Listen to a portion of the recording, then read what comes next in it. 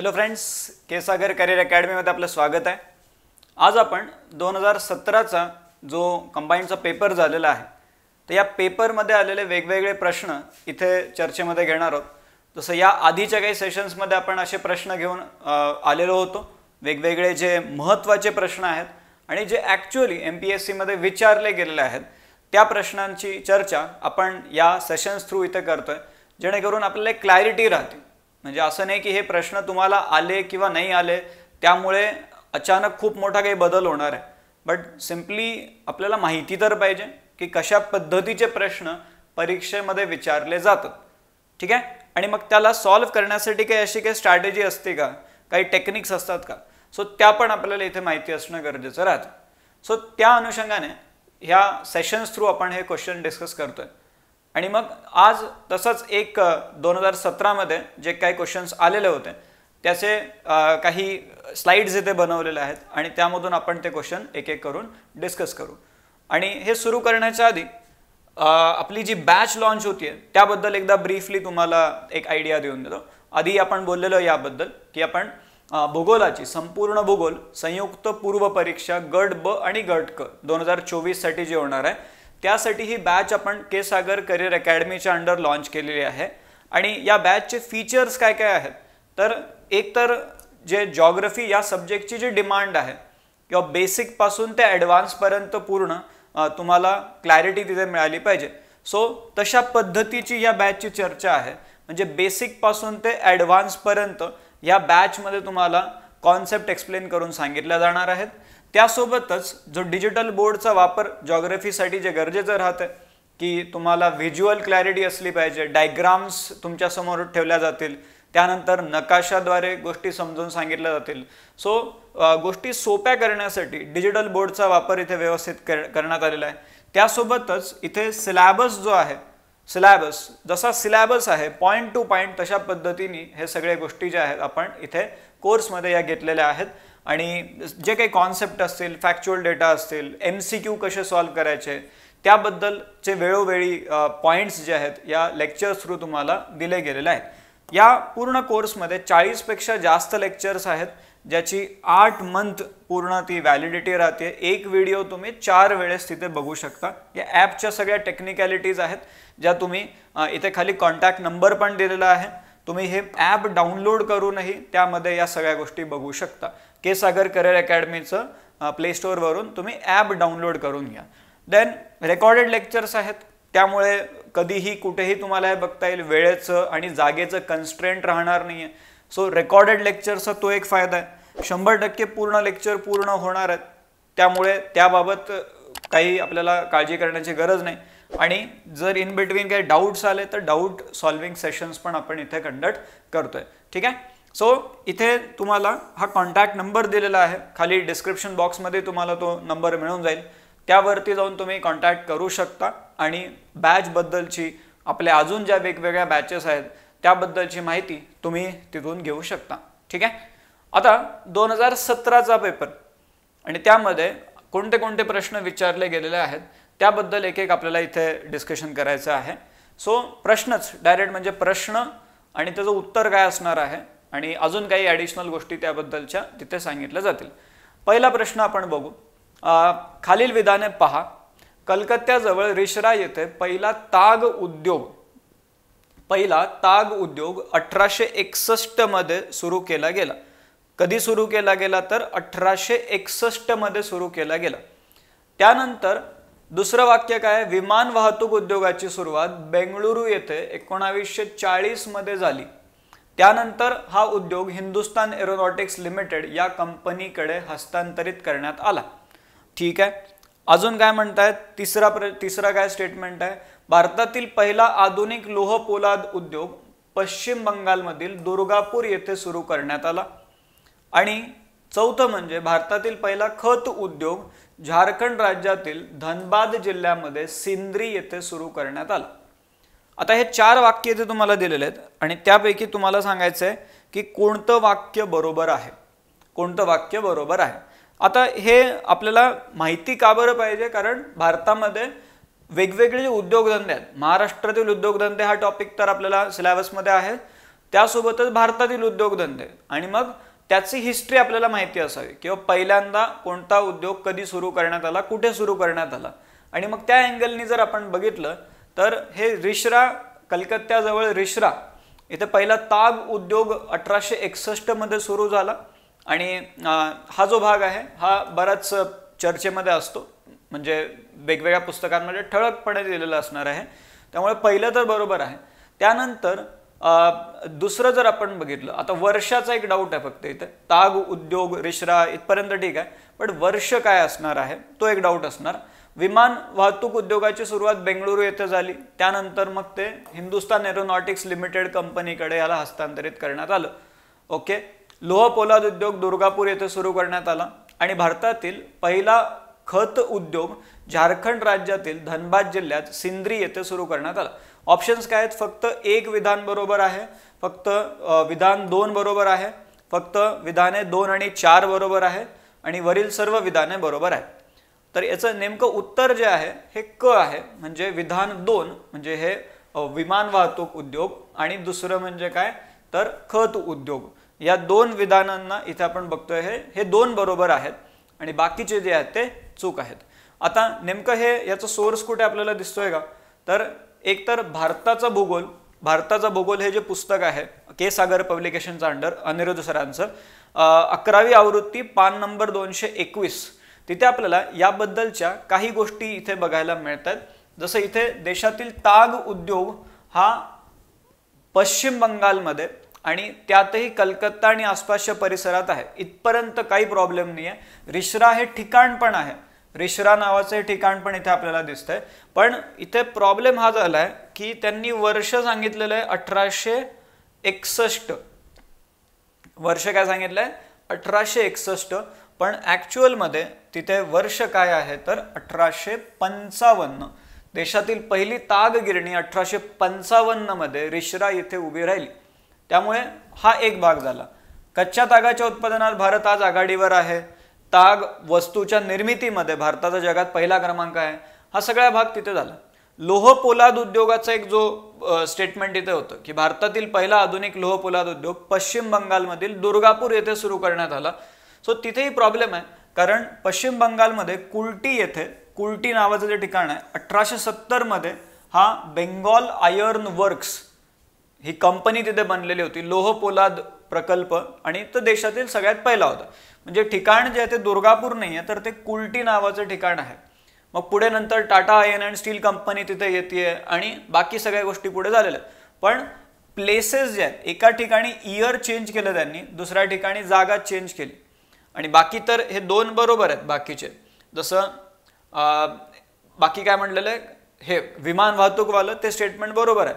किंवा 1940 मध्ये बेंगळुरू येथे ह्याची सुरुवात झाली, त्यानंतर हिंदुस्तान एरोनॉटिक्स लिमिटेड या कंपनीकडे त्याला हस्तांतरित करण्यात आलं. स्वातंत्र्यानंतर आता यांच्याकडेच पूर्ण ते काम. त्यानंतर मग भारतातील पहिला खत उद्योग फर्टिलायझर बद्दल जर म्हणलं तर सिंद्री नावाचं ते ठिकाण आहे, तिथे हा खत उद्योग सुरू करण्यात आला. त्यामुळे दुसरं आणि चौथं विधान बरोबर आहे आणि पहिलं आणि तिसरं विधान जे आहे ते चूक आहे. ठीक आहे. ओके. आता पुढच्या प्रश्नाकडे वळू. ह्याचा सोर्स आपण बघितला, भारताचा भूगोल हे जे के सागर पब्लिकेशनच्या अंडरचं पुस्तक आहे त्यामध्ये आपल्याला याचा सोर्स मिळतोय. आता दुसरा प्रश्न, खालीलपैकी कोणता उद्योग थळ वायशेत इथे आहे? ऑप्शन ए काच निर्मिती उद्योग आहे, ऑप्शन बी मोटार कारखाना इथे आहे का, तिसरा आहे कागद, आणि चौथा आहे खत. आणि थळ वायशेत म्हणलं की आपल्याला क्लिअरली इथे दिसते की जे फर्टिलायझर इंडस्ट्री आहे ते या भागामध्ये आपल्याला दिसते. खालीलपैकी कोणता उद्योग, म्हणजे 2 प्रश्न पहिले जे आहेत ते रफली त्या उद्योगधंदे या टॉपिकवरूनच आलेले आहेत आणि यामध्ये आपल्याला सोर्सेसही मिळतात. के सागर पब्लिकेशनच्या अंडरचं जे लेटेस्ट जनरल नॉलेज नावाचं पुस्तक आहे, 82वी आवृत्ती आहे, 112 आणि 113 या 2 पानांवरती काही पॉईंट दिलेले होते. त्याच्यामध्ये तुम्हाला इथे दिसतंय कागद गिरण्या, खतांचे कारखाने, काच कारखाने, आणि या सगळ्यामध्ये तुम्हाला मग इथे थळ वायशेत, रायगड जिल्ह्यामध्ये असणारे हे ठिकाण थळ वायशेत, आपल्या लेक्चर्समध्ये हे आपण बघितलेलं होतं. तर खतांचे कारखाने इथे आहेत, म्हणजे कोणता उद्योग तिथे आहे तर तो खत उद्योग आहे. क्लिअरली ऑप्शन डी इथे आपल्याला दिसतं. ठीक आहे. हा झाला दुसरा प्रश्न. आता पुढच्या प्रश्नाकडे वळू.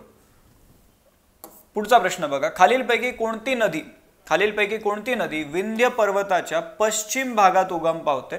विंध्य पर्वताच्या पश्चिम भागात म्हणजे कोणता? वेस्ट साइड, आणि दक्षिणेकडे खंबातच्या आखाताला जाऊन मिळते. अशी कोणती नदी आहे जी विंध्य पर्वताच्या पश्चिम भागात उगम पावते आणि दक्षिणेकडे खंबातच्या आखातास मिळते? Option A Luni, option B Sabarmati, option C Tapi आणि ऑप्शन डी काय आहे? माही. तर आता या 4 नद्यांची नावं दिलेली आहेत.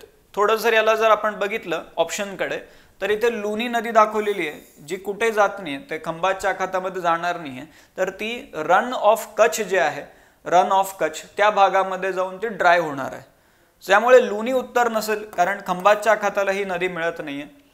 साबरमती पण उत्तर नसणार, साबरमती पण उत्तर नाही. का? कारण विंध्य पर्वताच्या पश्चिम भागास उगम पावते असं म्हणतोय आपण, आणि ही जी साबरमती नदी आहे ही ऍक्च्युली अरावली पर्वतरांगांच्या भागामध्ये याचा उगम होतोय. त्यामुळे विंध्य नाहीये, तर ते अरावलीच्या भागात याचा उगम आहे, त्यामुळे हे उत्तर नसावं. आता उरलं काय? तापी आणि माही. आता या दोन्ही नद्या ज्या आहेत ह्या खंबातच्या आखाताला जाऊन मिळतात, पण आता उरलं काय की विंध्य पर्वताच्या पश्चिम भागामध्ये कोणती नदी उगम पावते? तापी नदी जर बघायला गेलं तर ही कुठे उगम पावणार आहे, तर त्याचं ठिकाण माहिती पाहिजे आपल्याला.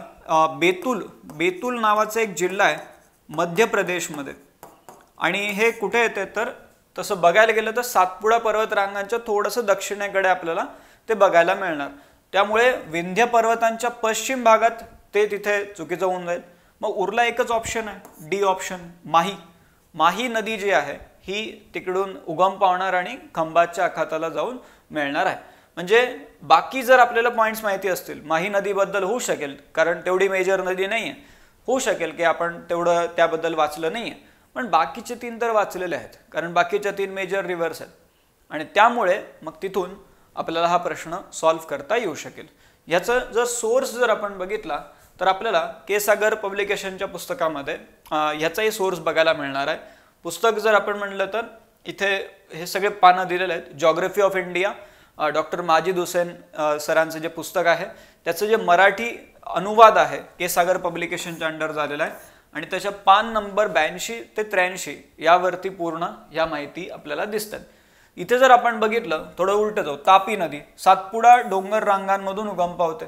जसं आपण म्हणलं की सातपुडा पर्वत रांगाच्या थोडंसं दक्षिणेकडे दिसतंय, रफली त्याला म्हणता येईल की सातपुडा पर्वत रांगांमधून उगम पावते, आणि मग ती कशी वाहतीये ते पूर्ण दिलेलं आहे, आणि शेवटी मग ती कुठे? खंबातच्या आखाताला मिळते. सुरत शहर जे आहे ते आपल्याला तापी नदीच्या काठावरतीच बघायला मिळतंय, आणि ज्याला आपण काय म्हणतो ट्विन ऑफ नर्मदा म्हणतो. नर्मदा नदी सोबत ती समांतर अशी वाहत राहते तापी नदी. त्यामुळे इथे तापी नदी तर ते उत्तर नसावं. त्यानंतर आपण जे बाकी नद्या जे बोलतोय, शरावती नदी एक दिलेला आहे त्यांनी, त्यानंतर नर्मदा नदी दिलेला आहे, शरावती नदी, जोग धबधबा जो भारतातला सगळ्यात उंच असा जो धबधबा आहे तो आपल्याला या शरावती नदीवरती दिसतोय. त्यानंतर इथे माही नदी, म्हणजे आपल्या ऑप्शनमध्ये जे होते ते आपण जर बघितले तर इथे माही नदी दिसते.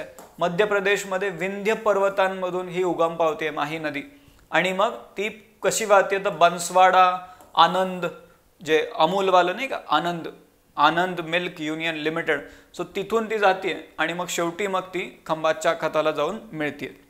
ठीक आहे. बाकी नद्या, साबरमती नदी ही अरावलीच्या दक्षिण उतारावरून वाहते, जाते तर तिकडेच आहे खंबातच्या आखातामध्ये, पण उगम जो आहे तो चुकीचा होता जो तिथे सांगितला होता. आणि लुनी नदी ही काय करते तर ही मध्येच कोरडी होणार आहे, म्हणजे ही पुढे जाणार नाहीये, तर कच्छच्या रणामध्ये ही वाहत जाते आणि लुप्त होते.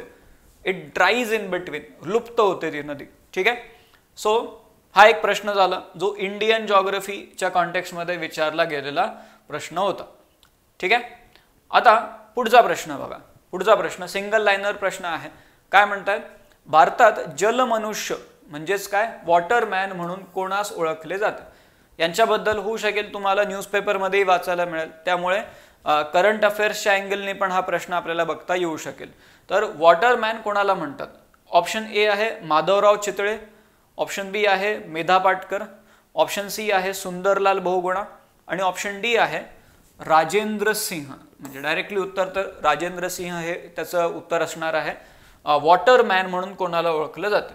इथे आपल्याला काही सोर्सेसमध्ये बघायला मिळते, जसं पाणी पंचायतीच्या कार्यकारी आणि पर्यावरण चळवळीशी निगडीत असलेले राजेंद्र सिंह, त्यांना जोडेवाले बाबा व पाणीवाले बाबा म्हणून ओळखले जाते. म्हणजे हा पुढचा प्रश्न असा असू शकेल, जोहडेवाले बाबा किंवा पाणीवाले बाबा म्हणून खालीलपैकी कोणाला ओळखलं जाते? तर राजेंद्र सिंह यांना ओळखलं जाते. आणि जो फिलिपाईन्स गव्हर्नमेंटचा जो पुरस्कार आहे, रमण मॅगेसेसे पुरस्कार, हा देखील त्यांना 2001 मध्ये मिळालेला आहे. राजेंद्र सिंह, ज्यांना वॉटरमॅन म्हणून ओळखलं जाते. ठीक आहे, हा एक प्रश्न झाला. आता पुढच्या प्रश्नाकडे येऊ. पुढचा प्रश्न आहे, खालील जोड्या लावा. आणि हा बऱ्याच वेळेस इवन आपण बघतो की राज्यसेवेमध्ये पण असे प्रश्न बऱ्याचदा आलेले आहेत, कधी कधी तर सलग आलेले आहेत. मागच्या 2-3 वर्षामध्ये बरेचसे प्रश्न खडकांवरती तिथेही बघायला मिळालेले. तर जोड्या लावा, एका बाजूला खडकांचा प्रकार आणि दुसऱ्या बाजूला जिल्हे किंवा अशा प्रकारचे खडक कोणत्या जिल्ह्यामध्ये आढळतात? तर इथे जर आपण बघितलं तर आर्कियन श्रेणीचे खडक, धारवाड श्रेणीचे खडक, त्यानंतर विंध्य श्रेणीचे खडक आणि गोंडवाना श्रेणीचे खडक. आणि याचं जेव्हा आपण पूर्ण डिटेलमध्ये ॲनालिसिस करतो तर आपल्याला क्लिअरली काही गोष्टी दिसतात. म्हणजे प्रॉपर एक खडक आणि जिल्हा असंच वाचलेलं असते आपण ते, आणि तसाच प्रश्न आलेला आहे.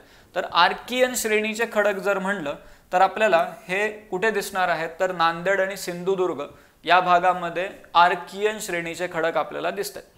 पुढे जर आपण बघितलं धारवाड श्रेणीचे खडक, तर हे आपल्याला नागपूरच्या पूर्व भागात, त्यानंतर मग भंडारा, गोंदिया, त्यानंतर कोल्हापूरच्या काही भागामध्ये, विदर्भाचा काही भाग आहे आणि कोल्हापूरचा काही भाग, सो तिकडे आपल्याला धारवाड श्रेणीचे खडक दिसतात. त्यानंतर विंध्य श्रेणीचे खडक हे आपल्याला चंद्रपूरमध्ये दिसतात. हा एकदा 1-2 वर्षाआधी राज्यसेवेमध्ये पण पूर्व परीक्षेत प्रश्न आला होता. आणि मग गोंडवाना श्रेणीचे खडक जे आहेत हे आपल्याला मग यवतमाळ, गडचिरोली आणि अमरावती या भागामध्ये दिसतात. ठीक आहे, म्हणजे याचं उत्तर जे आहे ते क उत्तर आहे. य3, र1, ल4 आणि व2. ठीक आहे, अत्यंत महत्त्वाचा हा टॉपिक आहे. याला व्यवस्थितपणे करून ठेवणं गरजेचं आहे, कारण यावरून रेग्युलरली प्रश्न आलेले आहेत. फक्त कंबाईंडमध्येच नाही तर बाकी परीक्षांमध्ये पण MPSCने यावरती रेग्युलरली प्रश्न केलेले आहेत. ठीक आहे, तसंच अजून एक प्रश्न, जोड्या लावा, शहरे आणि कार्य. काही प्रश्न असे असतात की ज्यामध्ये आपल्याला समजून घ्यायचे असतात गोष्टी, का नेमकं काय म्हणतात, कारण इथं फक्त एवढंच दिलेलं आहे, शहरे आणि कार्य.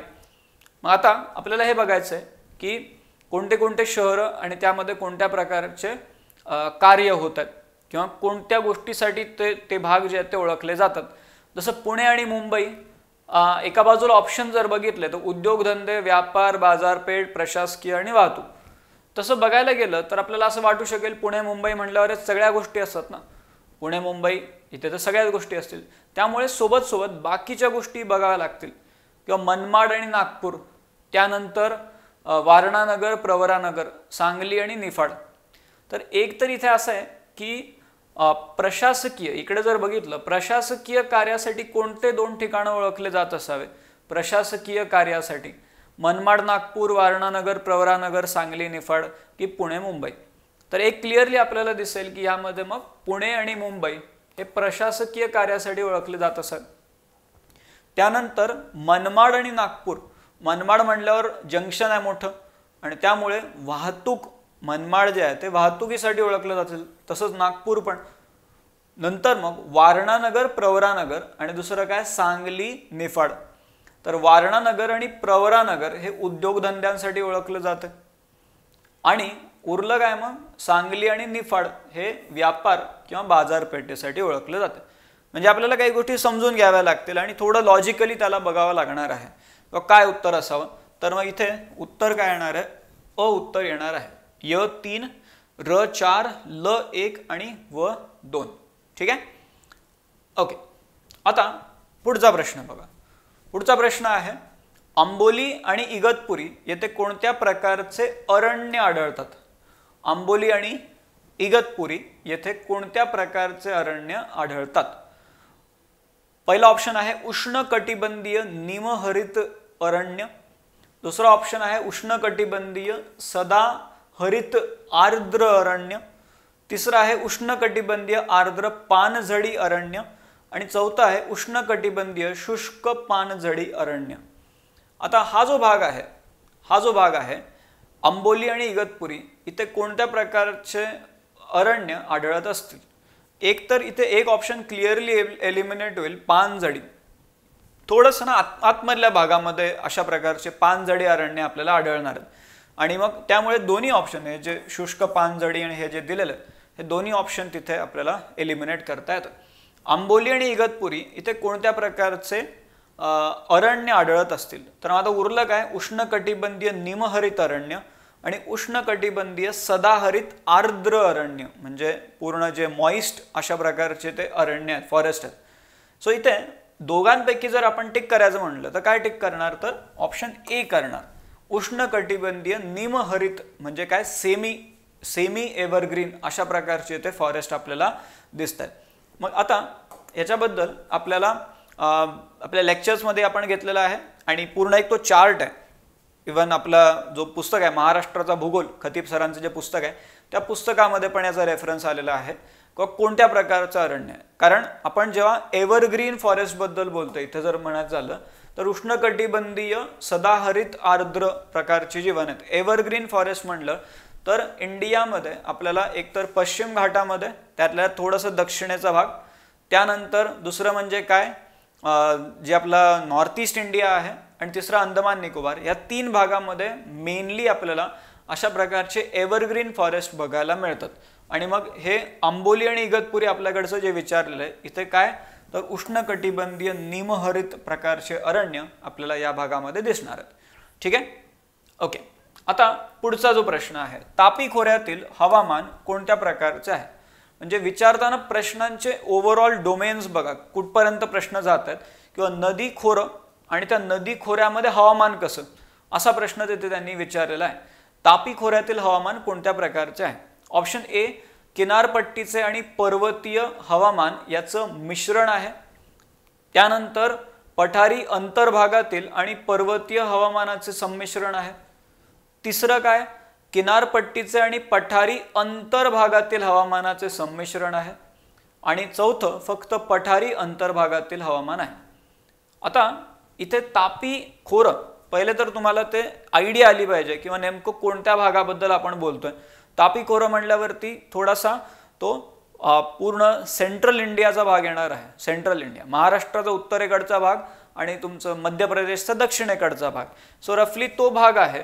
आणि मग इथे आपल्याला ऑप्शन्स काय दिलेले आहेत बघा. आता सगळंच बरोबर टिक नाही केलेलं आहे आपण, जस्ट वाचता टिक झालेले ते.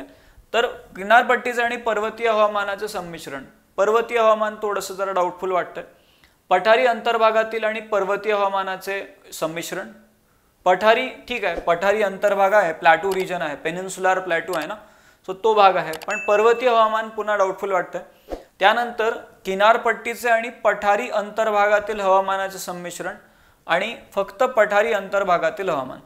तर इथे जर बघितलं तर हे तापी नदीचं जे खोरं आहे ते पार तिकडे खंबातच्या आखातापर्यंत जाते ना, आणि मग खंबातच्या आखातापर्यंत जाते तर त्या भागामध्ये किनारपट्टीचं हवामान पण येणार आहे. त्यामुळे असं नाही म्हणता येणार की हे पहिले 2 तर तसेच आपण गायब करू शकतो, कारण ते नसणार आहे.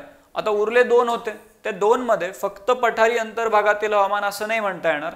का, कारण ते जे नदीचं खोरं आहे ते तिकडे खंबातच्या आखातापर्यंत पोहोचलेलं आहे. त्यामुळे इथे दोन्ही गोष्टी येणार, म्हणजे किनारपट्टीचं हवामान पण येणार काही भागात आणि पठारी अंतर्भागातील हवामान पण तिथे येणार. म्हणजे दोघांचं संमिश्रण अशा प्रकारचं हवामान तापी नदीच्या खोऱ्यामध्ये आपल्याला दिसणार. आणि मग हे त्या पद्धतीनेच वाचणं गरजेचं आहे. म्हणजे असं नाही झालं पाहिजे की आपण तापी नदीच्या खोऱ्यावरती प्रश्न आला म्हणून तापी नदीचं खोरं वाचलं आणि मग पुढच्या वेळेस दुसरंच काहीतरी आलं. सो तसं नाही झालं पाहिजे. सो ती काळजी आपल्याला घेणं गरजेचं आहे. सो इथे आपल्याला एकतर रेफरन्स पण दिलेला आहे, महाराष्ट्राचा भूगोल, प्राध्यापक के खतीब सरांचं जे पुस्तक आहे त्या पुस्तकाच्या 35व्या आवृत्तीमध्ये पान नंबर 70 वरती या काही गोष्टी आपल्याला दिसतात. तापी नदीचं खोरं नेमकं कुठं आहे, तर तापी नदीचा खोऱ्याचा प्रदेश बघा, जळगाव, धुळे, नंदुरबार या 3 जिल्ह्यांचा महाराष्ट्रामधल्या इथे समावेश या भागामध्ये होतं.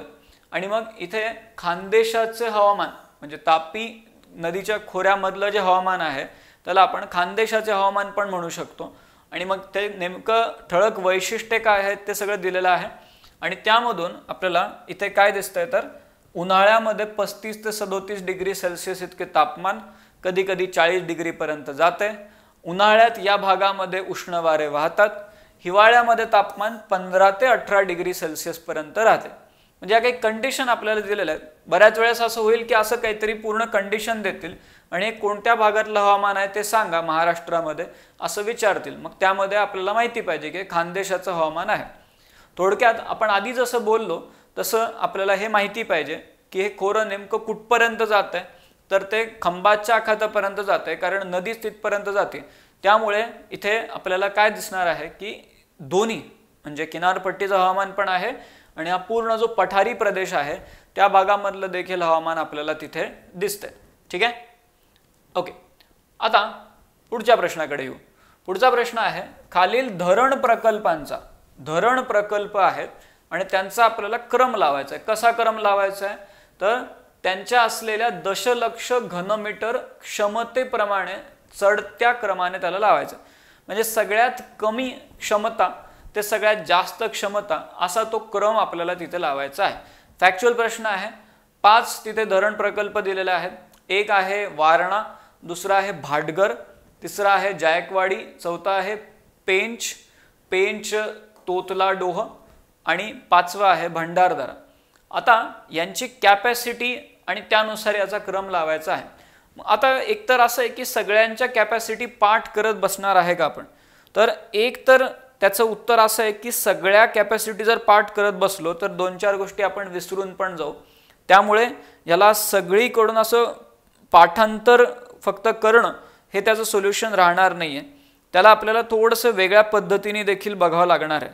म्हणजे आपल्याला त्याचे एकतर काही ठळक जे कॅपॅसिटीज आहेत त्या आपण लक्षात ठेवू शकतो, किंवा थोडक्यामध्ये ते कोणत्या नदीवरती आहेत. जेव्हा नदी आपण वाचतोय त्यावेळेसच सगळं व्यवस्थित करून ठेवलं तर त्याचा फायदा आपल्याला होऊ शकेल.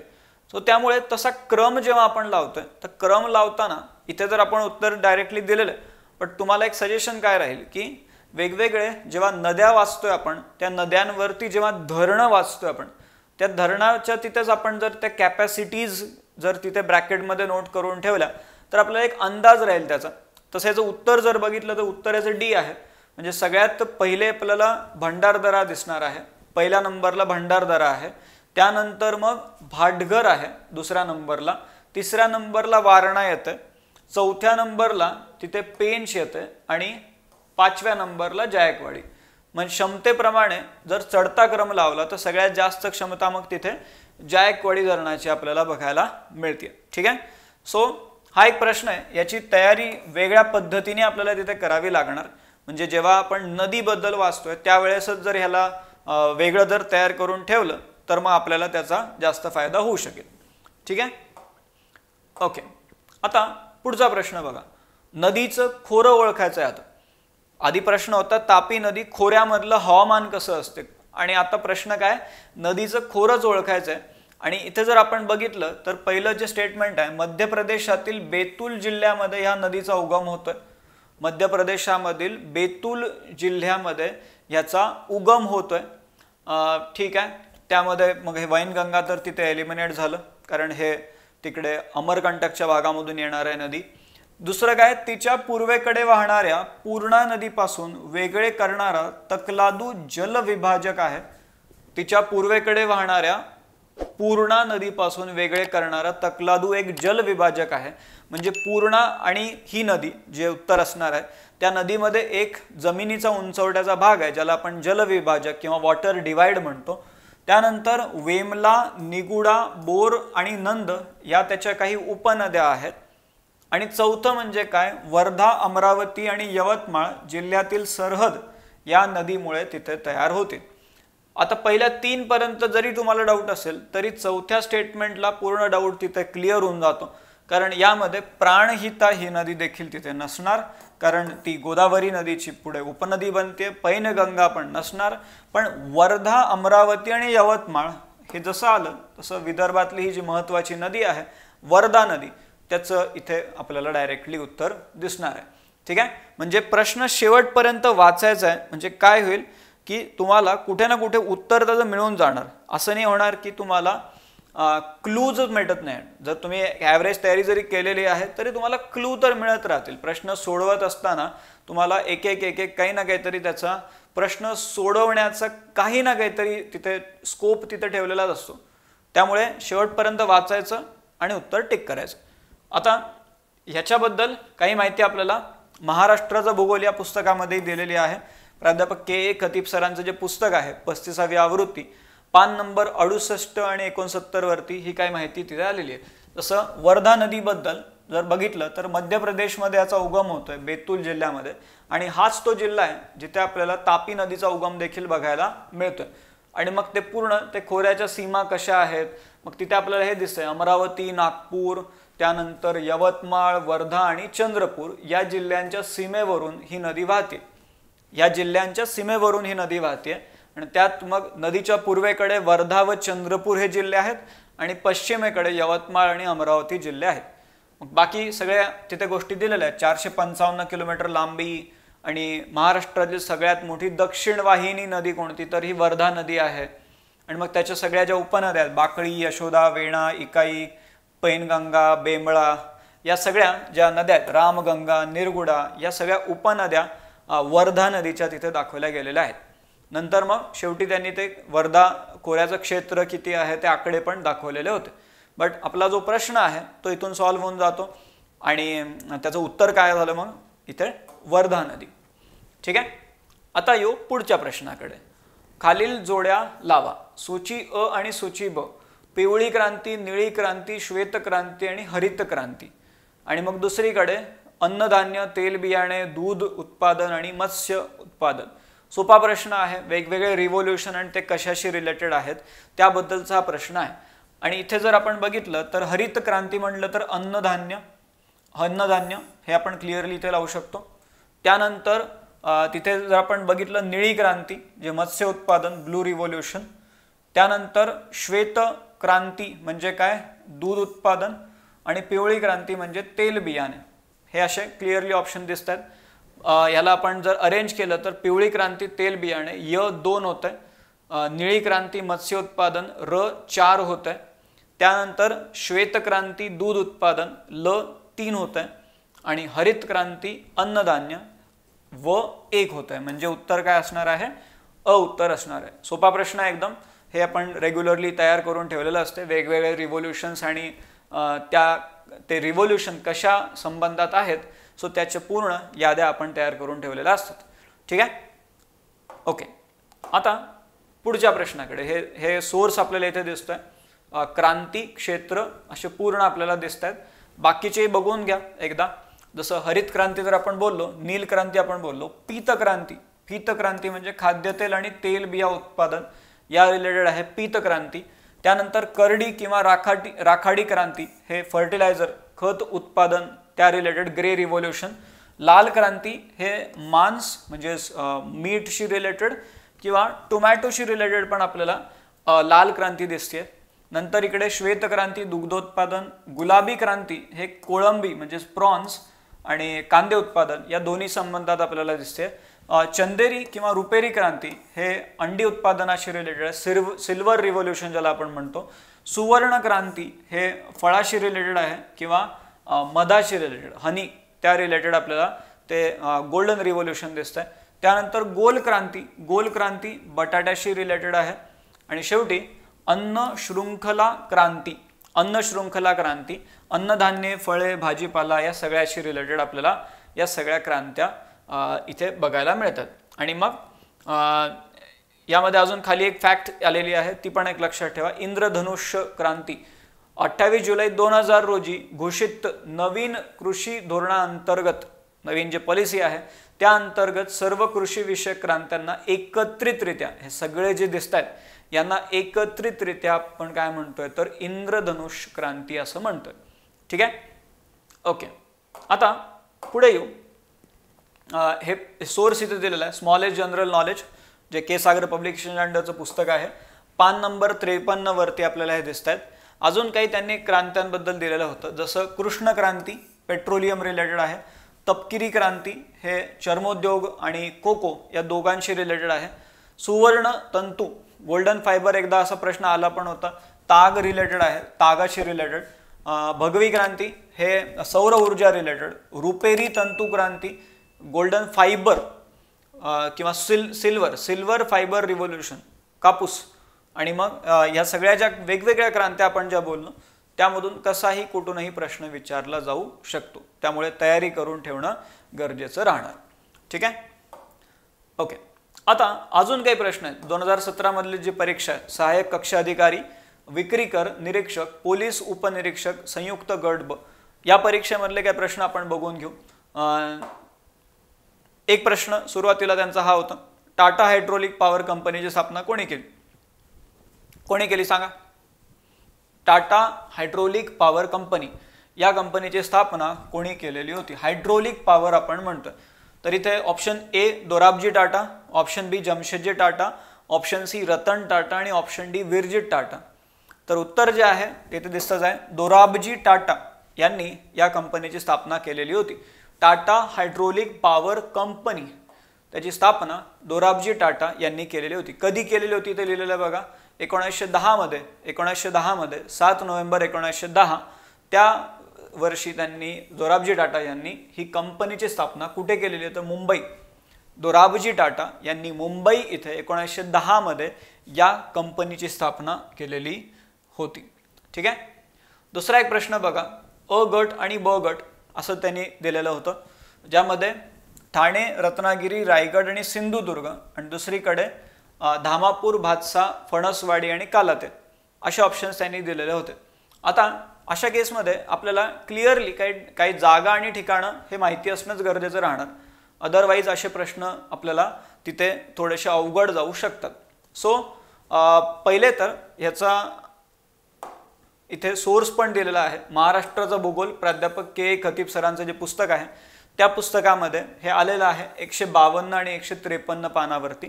आणि काय नेमका सोर्स काय तर हे धरणांबद्दल आहे. आणि हे तर तुम्हाला लक्षात आलंच असेल वरती जे भातसा वगैरे नावं बघून, पण धरणांबद्दल आहे. आणि मग ते ठिकाणं आपल्याला इथे दिलेले आहेत.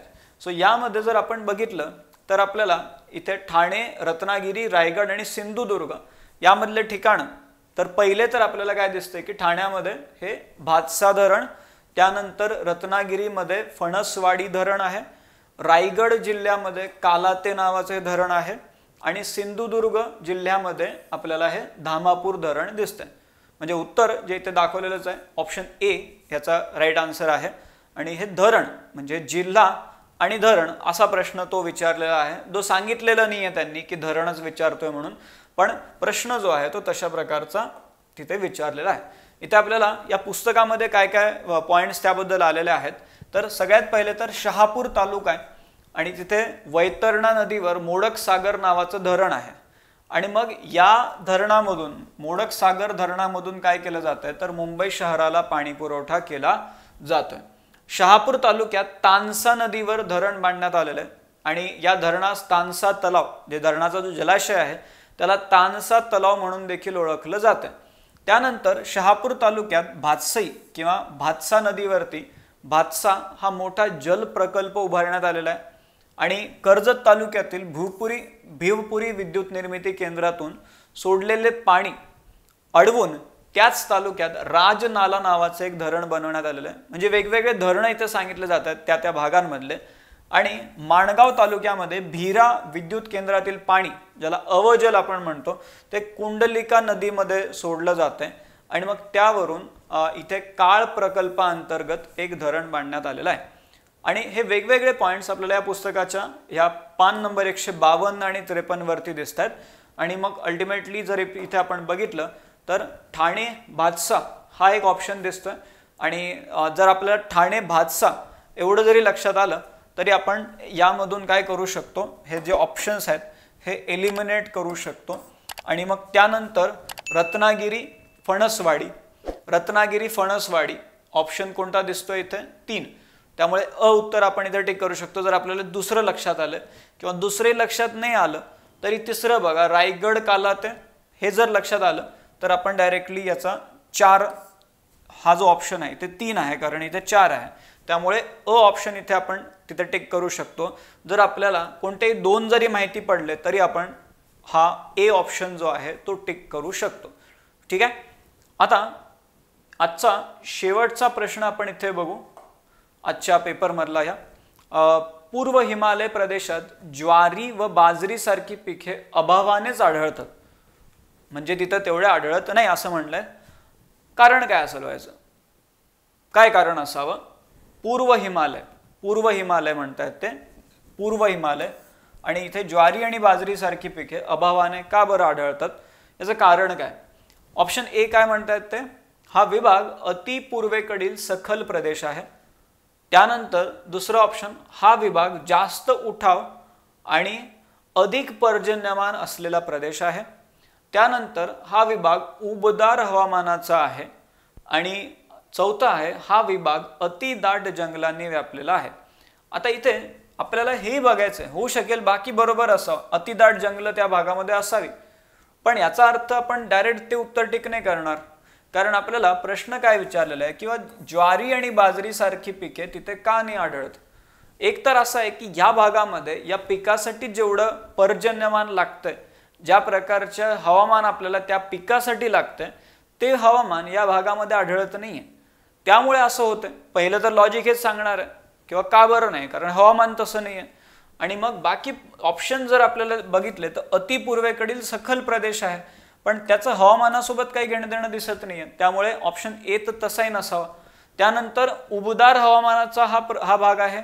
आता तसं जर बघायला गेलं तर हा उबदार हवामानाचा असं म्हणता येणार नाही. हा भाग जो आहे तो पूर्व हिमालयाचा हा उबदार हवामानाचा असा भाग नाहीये. उलट त्या भागामध्ये आपल्याला पाऊस चांगला बघायला मिळतो. इथे दुसरं जर आपण म्हणलं तर इथे आपल्याला ह्युमिडिटी पण काही प्रमाणात बघायला मिळू शकेल. आणि क ऑप्शन इथे आपल्याला मग त्यामुळे थोडा डाऊटफुल वाटतोय. काही लोकांना हवामान म्हणलं की तो भाग वाटू शकेल की तशा प्रकारचा आहे, पण थोडा हा डाऊटफुल राहील. आणि अति दाट जंगलांनी व्यापलेला पण असेल, पण त्याचा या प्रश्नाशी काही संबंध दिसायला नाही. त्यामुळे हे ऑप्शन तिथे रॉंग होणार आहे. आता मग उरलं एक आहे की इथे काय झालेलं आहे की ज्वारी आणि बाजरी सारखी पिके अभावाने का आढळतात? कारण इथे जास्त पाऊस पडतोय जेवढा या पिकासाठी गरजेचा पण नाहीये. आणि दुसरा म्हणजे काय, इथे आपल्याला थोडासा उंचावरचा भाग इथे बघायला मिळतोय. आणि ह्या कारणामुळे आपण इथे काय बोलतोय की हे जे ब उत्तर आहे हे बरोबर असावं. हा विभाग जास्त उठाव आणि अधिक पर्जन्यमान असलेला हा प्रदेश आहे. त्यामुळे काय झालेलं आहे की इथे ज्वारी आणि बाजरी सारखी पिके अभावानेच आढळतात. ठीक आहे. सो इथपर्यंत आपण या आपल्या 2017च्या पेपरमधले वेगवेगळे जे पेपर होते त्या पेपरमधले काही प्रश्न इथे रेफरन्स म्हणून आपण बघितले. आणि अल्टिमेटली त्याचा जो उद्देश काय आहे तर आपल्याला प्रश्न लक्षात तरी यावे किंवा कसं विचारलं जाते परीक्षेमध्ये, त्यानुसार आपल्याला आपली तयारी करता येऊ शकेल. सो त्या पॉईंट ऑफ व्ह्यूने आपण हे सगळं बघितलेलं आहे. आणि पुन्हा एकदा शेवटी जाताना आपल्या बॅचबद्दल एक पुन्हा एकदा माहिती देऊन देतो. संपूर्ण भूगोल आपली ही बॅच आहे, संयुक्त पूर्व परीक्षा गट ब आणि गट क 2024. या बॅचबद्दल तुम्हाला कोणतीही माहिती पाहिजे असेल तर तुम्ही इथे खाली कॉन्टॅक्ट नंबर दिलेला आहे, त्यावरती तुम्ही कॉन्टॅक्ट करू शकता. आणि के सागर करिअर अकॅडमीचं जे ॲप आहे ते तुम्ही डाउनलोड करून त्यामधून देखील माहिती घेऊ शकता. ठीक आहे. सो इथून पुढे असेच काही इंटरेस्टिंग व्हिडिओज घेऊन आपण पुन्हा भेटत राहू. तोपर्यंत जे व्हिडिओज याआधी झालेले तेही बघा, त्याच्या नोट्स काढा, त्यामधून काय काय महत्त्वाच्या गोष्टी तुम्हाला तिथे नोट्समध्ये लिहिता येऊ शकतील त्या लिहून घ्या. म्हणजे काय होईल की हळूहळू तुम्हाला परीक्षेसाठी तयारी तुमची त्यामधून होत राहील. ठीक आहे. पुढे आपण पुन्हा भेटू. आता आपण थांबू. Thank you very much.